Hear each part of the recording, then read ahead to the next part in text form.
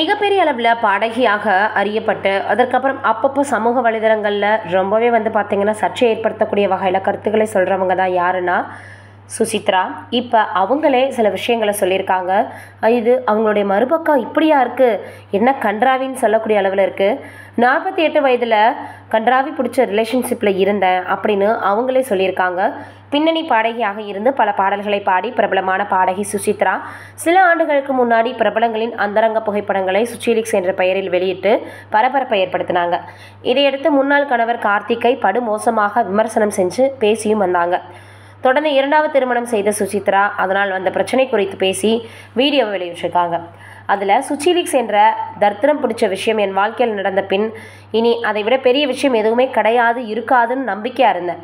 ஆனால் அதை விட ஒன்று நடந்திருக்கு. கடந்த 2.5 ஆண்டுகளாக நான் ஒருவரை காதலித்தேன். என் 48 வயதில் கன்றாவியான ஒரு ரிலேஷன்ஷிப்பில் போய் மாட்டிக்கிட்டேன். என் வாழ்வில் எதெல்லாம் நடக்கக்கூடாதுன்னு நினச்சேனோ அதெல்லாம் நடந்துருச்சு. அவர் பெயர் சண்முகராஜன். நான் அவரை திருமணம் செய்ததாக கூட ஒரு பேட்டியில் தெரிவித்தேன். காரணம், அந்த சமயம் எங்களுக்கு நிச்சயதார்த்தம் நடந்து என் வாழ்க்கை காப்பாற்றுவது போல் வந்தார். தனுஷ் உன் வாழ்க்கை கெடுத்துட்டான். நானும் என் வாழ்வில் நிறைய அடிபட்டு இருக்கிறேன். முதல் மனைவியால் நிறைய கஷ்டப்பட்டுட்டேன். இனி உனக்குன்னா எனக்கு நீ இருப்போம்னு ஆறுதல் வார்த்தைகளை சொன்னார். அதை நானும் நம்பி காதலிச்சேன். என் பணத்தை எல்லாம் அவரிடம் கொடுத்தேன். ஆனால் தினமும் என்னை அடித்து மிதித்து துன்புறுத்தி கொடுமைப்படுத்தினான். தன் முதல் மனைவி விவாகரத்து செய்ததாக சொன்னான். ஆனால் அவரது மனைவி என் வீட்டுக்கு வந்து என் கணவரை என்னிடம் கொடுத்து விடுன்னு கெஞ்சினாங்க. அவனை உண்மையாக காதலிச்சேன். ஆனால் என் பணத்தை கொஞ்சம் கொஞ்சமாக சுருட்டிட்டான். அது எவ்வளவு பணம்னு சொன்னால் உங்கள் எல்லாத்துக்கும் தலையே சுற்றிடும் அப்படின்னு இப்போ நான் தெளிவாகிட்டேன். சண்முகராஜன் மீது வழக்கு போட்டிருக்கேன். அவனிடமிருந்து மொத்த பணத்தையும் ஒரு பைசா கூட விடாமல் வாங்கிட்டு தான் விடுவேன்.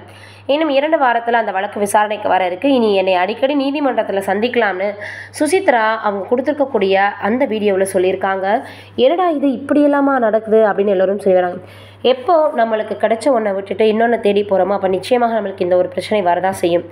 இருக்கிறத வச்சே எப்படி நம்ம அதை சமாளித்து எப்படி நம்ம மாற்றி வாழ்க்கையில் நம்ம முன்னேறது அப்படின்னு யோசிக்கலாமே தவிர ஒன்றை விட்டுட்டு இன்னொன்று நம்ம அடையணும்னு நினச்சா கண்டிப்பாக இப்படி ஒரு கஷ்டமான சூழ்நிலைக்குள்ளே யாராக இருந்தாலும் தள்ளப்படுவாங்க அப்படின்றதான் உண்மை. நீங்கள் என்ன நினைக்கிறீங்கன்றதை கமெண்ட்டில் சொல்லுங்கள்.